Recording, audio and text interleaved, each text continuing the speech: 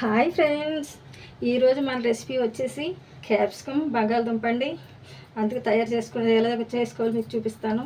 ముందుగా ఇలా కట్ చేసుకున్న ఉల్లిపాయ ముక్కలు, అలాగే టమాటా ముక్కలు, ఇలా ఒక క్యాప్సికమ్ ముక్కలు వేసుకొని వేయించుకుందామండి. ఇది ఒక 10 నిమిషాల పాటు వేయించుకుందాం.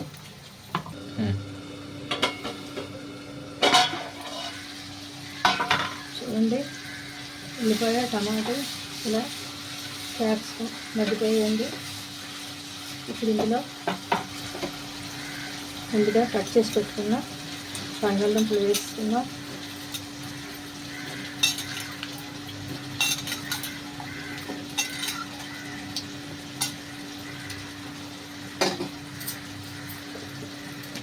ఇప్పుడు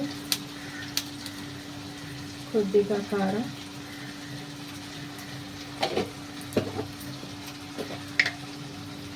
కొద్దిగా ఉప్పు వేసుకొని ఉడకడానికి సరిపడా నీళ్ళు వేసుకున్నామండి. ఇప్పుడు చక్కగా కలబెట్టేసుకొని మూత పెట్టుకొని ఇది ఉడకడానికి ఒక 20 నిమిషాలు పడుతుందండి. చూడండి ఫ్రెండ్స్, 20 నిమిషాల తర్వాత చూసుకుంటే కూర చక్కగా ఉడికిపోయిందండి. అంతేనండి, ఎంతో రుచిగా ఉండే క్యాప్సికమ్ బంగాళదుంప కూర రెడీ అయిపోయిందండి. దీన్ని చపాతీలో పూరీలో కూడా వేసుకోవచ్చండి, చాలా టేస్టీగా ఉంటుంది.